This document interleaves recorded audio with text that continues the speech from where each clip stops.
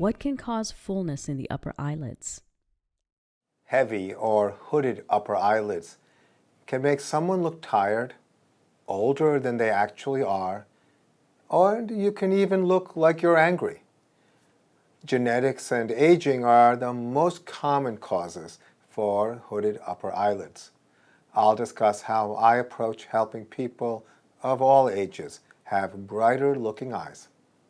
I'm Dr. Amiya Prasad. I'm a diplomate of the American Board of Cosmetic Surgery and a fellowship-trained oculofacial, plastic, and reconstructive surgeon.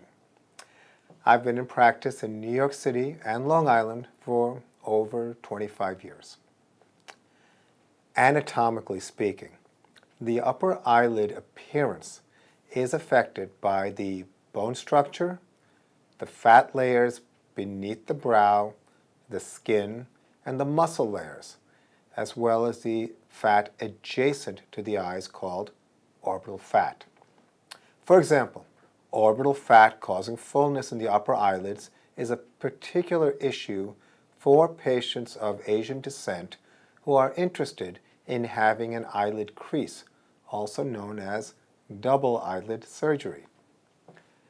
Depending on genetics and age-related changes, as well as the presence of ptosis or muscle-related drooping of the eyelids, I customize the procedures I perform to make the eyes look naturally more vibrant.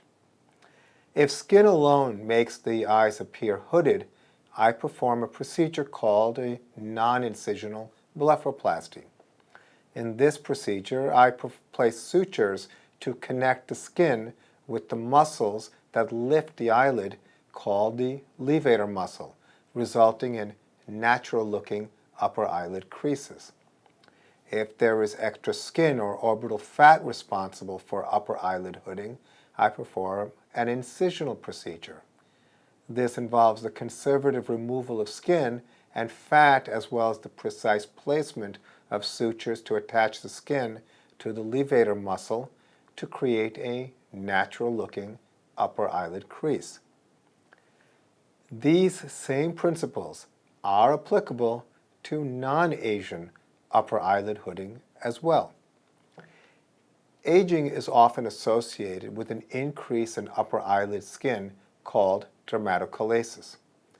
Aging is also associated with the downward descent of fat under the eyebrows called the subbrow fat, in addition to the brows themselves descending downwards.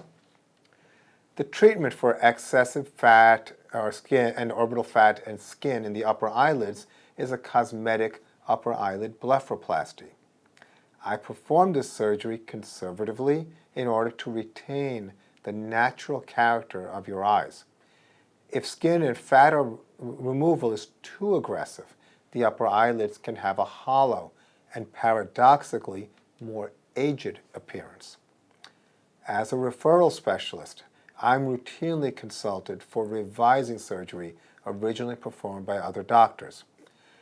I've been able to help many people whose upper eyelids look too hollow after surgery by placing hyaluronic acid filler at the bone level in order to restore some of the volume lost from overly aggressive surgery. An often overlooked cause for fullness in the upper eyelids is from the gland that produces tears called the lacrimal gland. The lacrimal gland is attached to an area just inside the outer aspect of the bone structure surrounding your eye called the orbit. The lacrimal gland can prolapse or drop, resulting in a bulge on top of the eyelids. It's important to preserve the gland as opposed to removing it. The procedure I perform to restore the glands to their original position is called lacrimal gland resuspension. This is a specialized surgery not performed by general plastic or cosmetic surgeons. Descent of the eyebrows or eyebrow ptosis can contribute to upper eyelid hooding as well. Eyebrow ptosis can be effectively addressed both non-surgically and surgically. For mild cases of drooping brows, a non-surgical treatment using a neurotoxin like Botox or Jeuveau can be very effective. The strategy is to relax muscles which move the brows downward, thereby allowing muscles which lift the brows to work unopposed. Additionally, the loss of supporting structures in the brow caused by age-related bone, fat, and soft tissue loss can result in collapse of the brows. Logically, adding volume with a hyaluronic acid filler can restore some of the support of the brow. For more advanced brow ptosis or drooping, I perform a range of eyebrow lifting surgeries, such as endoscopic brow lift, which is performed from behind the hairline with special instruments and cameras. Another type of brow lifting or brow shaping involves removing skin at the hairline or at the upper border of the brows, such that the hairs grow through the incisions, allowing for optimal camouflage of those incisions. I refer to these as trichophytic brow lift procedures. At this point, it's clear that there are several reasons for upper eyelid fullness and that there are different options to help people look better. I hope you found this information from my experience helpful. If you're interested in recommendations for your individual situation, you may contact us through our websites or call our offices to schedule a consultation. Thank you.